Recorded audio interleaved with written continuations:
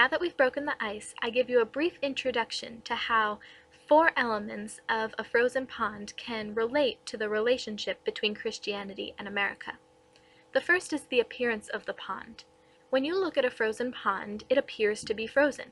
If America is the pond as a whole, it appears to be a Christian nation. Secondly, the thickness of the ice. We all know from prior experience that although a pond appears to be frozen all the way through, in all likelihood there is only a certain depth to which it is frozen, and this would be considered the same as Christianity in America. We know that there's only a certain depth to how Christian a nation can really be. Third, the water beneath the ice. The water beneath the ice is shifting and changing, and this compares to how there are things within America, within this country, that are shifting and changing and affecting how strong and how deep Christianity really is. And lastly, outside factors.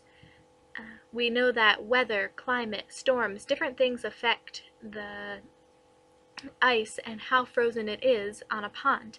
Similarly, we know that things outside America have influenced the state of Christianity in America. The appearance of the pond represents how people have viewed America from an outside perspective. Looking at a pond from its bank or from further back gives a unique point of view that in many ways is synonymous to the perspective many people have had of America throughout history. We see this in the common phrase, "a city upon a hill." In John Winthrop's famous speech, "A Model of Christian Charity," he says, "For we must consider that we shall be as a city upon a hill, the eyes of all the people are upon us." So this idea of America being a city upon a hill, a Christian nation, harmonizes with how people can see a pond. This is all merely a matter of appearance. Just because some people see America as a Christian nation doesn't mean that is what it is. In the same way, just because a pond looks frozen doesn't mean you know the whole story. What the pond looks like doesn't tell you the thickness of the ice, whether it can support any weight, or what is happening beneath the ice and how that may affect the pond. We can't ignore the fact that Christianity has had a significant impact in many areas of society. We've seen churches standing in the gap for those in need, whether as a refuge or as a voice for the marginalized. We've seen theologians who have shaped doctrine of many church denominations, and we've also seen evangelists who have shared messages that changed lives. However, we also need to be cautious because there are many times that the depth of Christianity in America has not been that great. We've seen church being something that moral people do. We've seen the social gospel, and especially the prosperity gospel, just taking on the idea that the best thing for you to do is to get wealthy and believe in God and He'll help you do that. These are areas that do not hold weight when push comes to shove. America as a whole over time is represented by the moving water under the frozen surface of the pond. The water has an effect on the ice as currents can create cracks or stillness can allow for growth in the thickness of the ice. First, let's talk about the American dream. The water is calm when it supports the ice to maintain its face value. Does not make the ice thick, however. Whether at America's founding or in the 30s when the ideas of a fuller, richer life really started to spread, the American dream has almost always been supported by churches, specifically Pentecostal ones.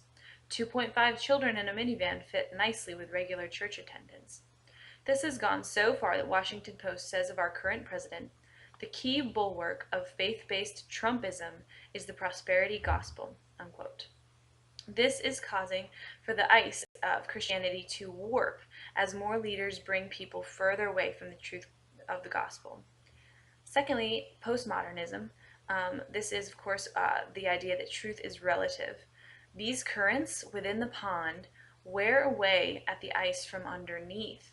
They are subtle and often have good intentions, but degrade Christian ideas and biblical truth, or the ice, over time. A pond will freeze over the winter. However, at the approach of spring and warmer weather, the ice that was formed will begin to melt. In much the same way, Christianity has been weakened by the baking sun of exterior influences. In the late 19th century and the early 20th century, science was pitted against Christianity. People had to make a choice, science or religion. This dichotomy is exemplified in things like the 1920 Scopes monkey trial. Darwinism caused church members to evaporate. Doubt in the God of Christianity was seen in events such as World War I as well. How could God let this happen? How could anyone believe in a God that let millions of people die? World War I and events like it softened the ice of the pond. A pond may also be covered by snowfall. This puts an immense pressure on the ice, causing it to crack. Christianity was cracked by the bad theology that came from Europe. Through the 1800s and leading into the 1900s, German liberalism invaded the church. With the doctrine of inerrancy cast aside, the Bible became a book full of morals and examples to follow, rather than the Word of God. It was something to be experienced, not looked to for revelation. Optimism found an easy route to popularity as liberalism paved the way. Propelled by postmillennialism, this thinking that everything was going to get better and better found a strong foothold in Christianity in America. The weight of this bad theology cracked the ice of the American church, even in places that it was strong. In conclusion, our group has found that America gives off the appearance of being a Christian nation, similar to when you look at a pond and the entire thing seems frozen. It's really just the surface. Secondly, the depth of Christianity in America at any given time fluctuates and may not be as strong as it seems. From our wonderfully illustrative video at the beginning, we know that ice may not always hold us up, if you will. And this will depend on a lot of different factors, as we have pointed out.